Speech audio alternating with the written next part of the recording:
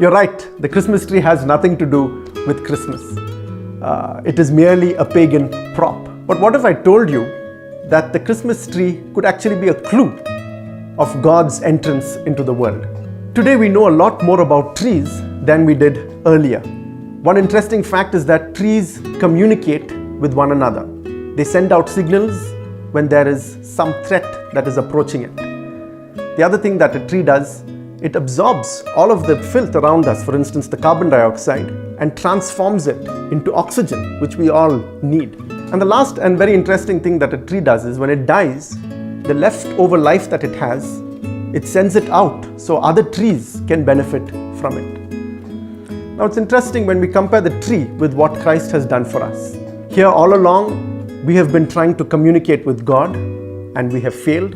And so now God wants to communicate with us and He enters our world so that He can communicate with us.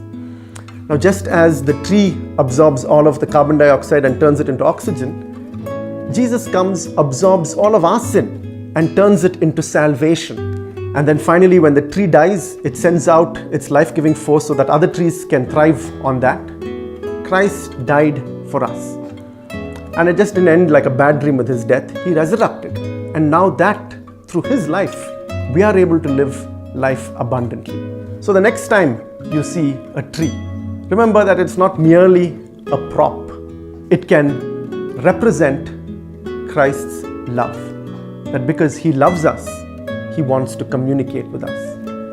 And because He loves us so much, He doesn't want us to live with the burden of sin. Instead, He offers us life in abundance so that we can have a meaningful life.